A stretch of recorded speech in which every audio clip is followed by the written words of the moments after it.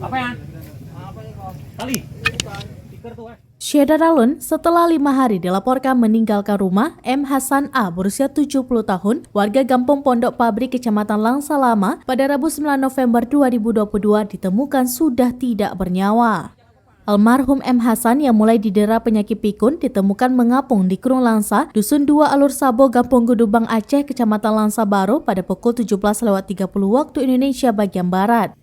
Kapolres Langsa AKBP Agung Kanigoro Nusantoro melalui Kapolsek Langsa Barat, Ibda Hufiza Fahmi SH mengatakan korban diduga telah meninggal dunia sejak beberapa hari lalu di sungai. Jenazah korban langsung dibawa ke rumah duka di Kampung Pondok Pabrik. Sebelumnya keluarga almarhum datang ke Rumah Sakit Umum Daerah Langsa untuk memastikan bahwa jenazah yang dimaksud adalah M. Hasan A yang merupakan pensiunan PT Telkom. Menurut keluarga korban, almarhum sudah 5 hari lalu meninggalkan rumah dan ia terakhir keluar rumah menjelang tengah malam. Keluarga almarhum juga menyebutkan kondisi almarhum juga mulai pikun karena telah lanjut usia.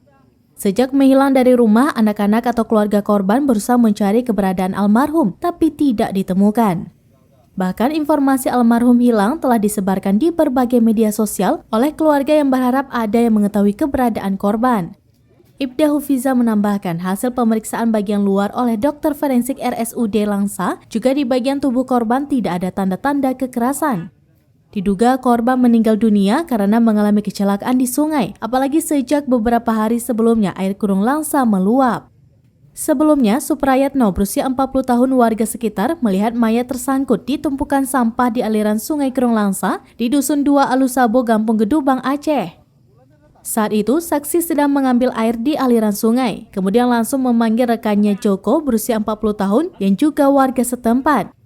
Selanjutnya, saksi menghubungi pihak Polsek Langsa Barat dan berkoordinasi dengan Inafis Polres Langsa guna memastikan identitas mayat.